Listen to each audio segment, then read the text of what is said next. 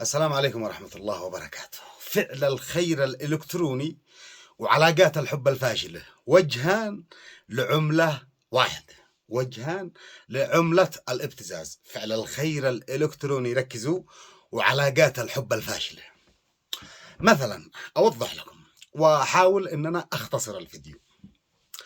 دخلت واحدة أو واحد اسمه واحدة، احنا نازحين واحنا بحاجه واحنا ما معناش ما ناكل، ما معناش حق كيلو دقيق، وما معناش كذا. تجي لك بالخاص او في تعليق او في قدر ما تصادفها في اي موقع، تجي لك في الواتساب تبحث عن رقمك، تجي لك باي طريقه باي اسلوب، من اي مكان تجي لك، من اي نافذه تدخل لك. انت اه احساسك يحركك اتجاهها او اتجاهه. هو طبعا شخص قد رب ما يكون رجال ويجي لك بصفه مرحنا. الان نوضح العمله الذي هي الفعل الخير الالكتروني، بعدين نرجع نوضح لكم على الذي هي علاقات الحب الفاشله، كيف الابتزاز كيف يكون. تجي لك في الخاص تراسلك ان احنا محتاجين، احنا كذا كذا كذا، انت تتعاطف معها، قد رب ما تديها 100 ريال سعودي، قد رب ما 10,000، قد رب ما تحول لها بمبلغ كذا كذا، وهو رجال. انا اقول لك ركز، قد رب ما يدي لك اي اسم مع بطاقه ويستلم فيها. بعدين يدخل لك واتس يطالبك بالرقم، او يجي لك عبر الرقم يراسلك، يدي لك صورة بنت، يغريك، يقول لك احنا تعبانين، شوف المغذيه، والله ان احنا ان اليوم بعد فتره، طبعا بعد ما يدي لها، بعد ما تدي لها المبلغ، يجي لك بعد فتره وبيدها يعني يا سعم، وهي بنت بيدها مغذيه تعب، وتقول لها انا ترفع الكفه، لا انا علشان تشوف، علشان تبصر، والقلب يقردح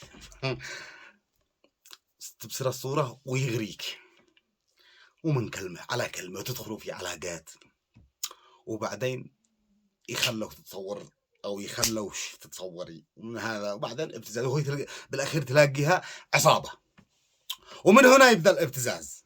القضيه الثانيه التي هي علاقات الحب الفاشله. اول شيء العلاقه الاول هذه قلنا لكم تبدا بفعل خير، وبعدين ترجع ابتزاز، قد ربما تخليك تتصور بحركات تخليك تتصور وانت فاهمين ايش الذي انا اشتي اقوله. نرجع لعلاقات الحب الفاشله، ما تعرفهاش ولا تعرفك، وبعدين من كلمة لا كلمة تدخل تراسلها وهي تراسلك، ترد عليك ومن ذي، وبعدين أحبك واتصالات طول الليل وكلام عاطفي وأشعار حب وإلى آخره. وبعدين اشتريت لي اليوم جزمة، ممكن تصوري يعني، تصور لك الجزمة وأنت ترجع تقول لا لا لا أشتي تتصوري وهي في رجلش. اشتريت لي ساعة اليوم، رحت السوق اشتريت لي ساعة، طبعا وقد به علاقة حب بينكم.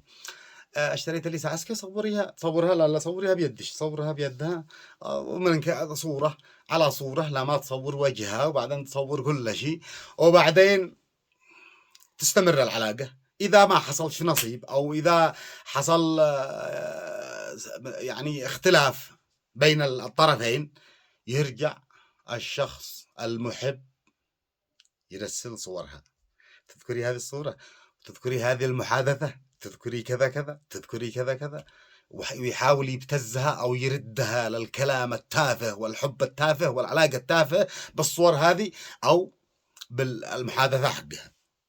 وما للأسف الشديد ما يطرح، ما يوقعين في هذه الابتزازات إلا الذين على نيتهن، الذين يعني مساكين. أما الذي هي قدي مهرتها والله ما هي خايفة منك، لو تفعل ما فعلت، لو تهددها بأي حاجة. الذي يوقعن في الابتزاز الذي هن مساكين على نيتهن، ما قديش داريات ايش الابتزاز وايش علاقة الحب وايش كذا كذا، ببعضهن يدهدهن بسرعة. وفي بالعكس، وفي بنات يبتزن الرجال. بنت تدخل شوفوا ركزوا على هذه النقطة، بنت محترمة في بيت زوجها في بيت أهلها ولا هي دارية في أي شيء، تدخل لها واحدة تراسلها، معش فلانة بنت معش فلانة، عفوا مش بنت فلان، معش فلانة، من شيء أتأكد سجلي لي صوت، تسجل لها صوت، وني بنت مش رجال، ويتعرفين. بعدين تفعل شوفي لي لو في جنبكم محتاجين هذول القضايا، أنا أكلمكم قد وصل لي القضايا هذول، أنا بحول لش وأنت تديها المساكين جنبكم. شوفوا كيف تبدأ، تحول لها ب20 ب30 ألف، تديها المساكين انه تدخل لها من نقطة تستعطفها من نقطات كأني قريبة إلى الله، لجل تكسب ثقة البنت هذه. تبز البنت هذه وتصير تديها المساكن على نيتها، وهي معززة مكرمة في بيت أهلها أو في بيت زوجها. يوم ثاني تقدي تتكلم معاها وبالواتساب ورسائل واتصالات، وللأسف الشديد هذه البنت هي ذئبة بشرية تتبع عصابة ابتزاز، عصابة كبيرة. أنا أتكلم على 100,000 الدولارات وعشرات آلاف الدولارات، وعندي إثبات على هذا المواضيع.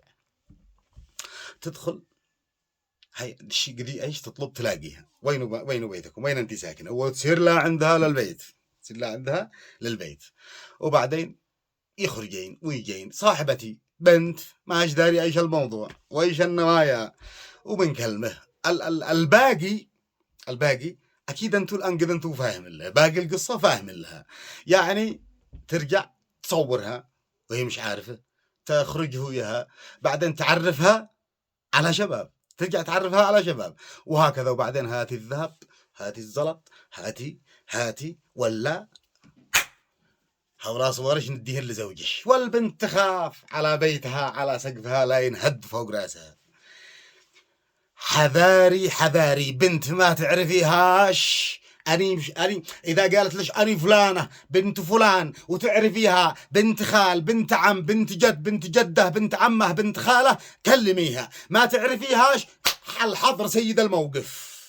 بنت تدخل أو رجال أو باسم رجال يدخلك باسم بنت راسلك في خاص علشان فعل خير أو على حاجة، فعلك الخيري اديه لواحد من أسرتك ولا لجارك.